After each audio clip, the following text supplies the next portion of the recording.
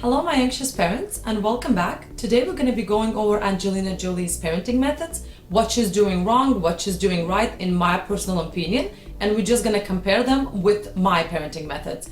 If you stay through the whole video, at the end I'm going to reveal the shocking parenting method that I will never ever use on my children. So let's get into it. So one of her parenting methods is that she allows her children to watch adult movie. Well, when I say adult movie, I don't mean what I mean is that she lets them watch adult movies that has her and her father as main characters. Now, I don't mind this kind of rule. I do the same thing with my children. We watch any kind of movies together. Again, nothing too crazy, but I want them to feel comfortable and confident that they can discuss with me anything. So this is one of the really good rules that I admire that she's doing with her children, because I do the same. Another parenting methods that she uses is that her children are homeschooled. Basically, none of her children ever attended any kind of public schools or private for that matter.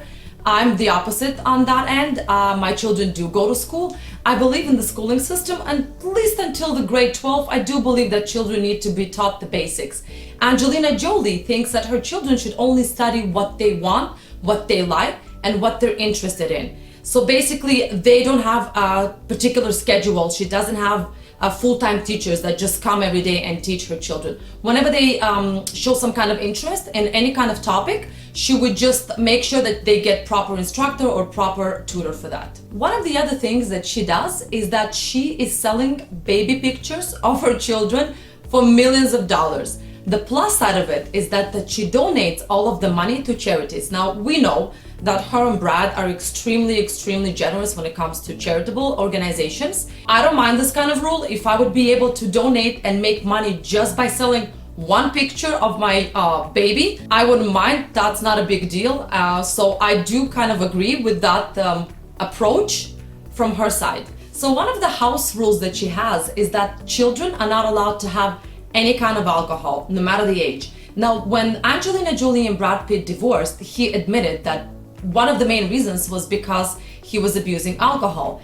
Now, I don't necessarily agree 100%. I would rather my children experience all of their firsts within a safe environment at home. So I do let my children have a drink here and there. I'm not saying something extremely strong, extremely bad. Maybe some champagne, maybe some beer, which is not a big deal.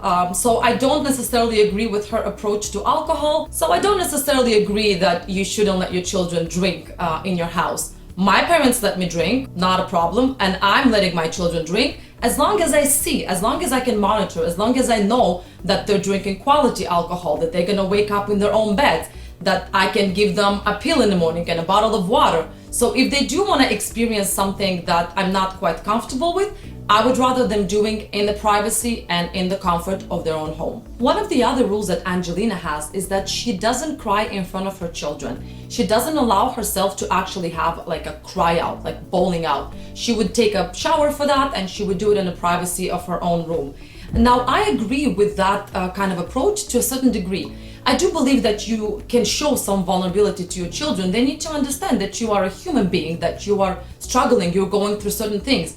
But when it comes to cry out, I agree, you need privacy for that. You shouldn't be showing your children that you cannot handle your emotions, because you are their backbone, you are their wall that they're leaning against. You need to hold yourself together, and you need to know that you are their comfort, and they need to kind of feel at peace when you are at home with them. So your children need to know that everything is going to be all right, even if you're not sure that everything will be. Now, one of the other things that she does with her children is she takes them out on dates. So when that date happens, it's like a planned out, a full day. They choose outfits, they choose the place, they actually go together, just her and one of her children. She's explaining that this gives her the possibility to get into her child's head, into their world, because she gets distracted so easily, which is understandable, 6 kids, man. When she does that on regular basis with each of her child, that gives her a particular privacy with that child, and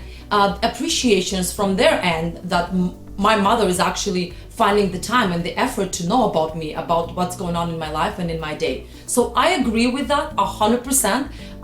Just because I read this about her, I started implementing this with my children. So my first date is going to be next week with my daughter. She chose a Japanese restaurant stay tuned. I'm gonna have a separate video about that. But we're extremely excited and we're getting ready, and it's something that I wanted to do for a while, but now I actually got to plan it and to do it. So I absolutely agree with that rule. I think she's doing a great job. So one of the things that really shocked me is she's insisting on her children eating bugs like tarantulas and stuff.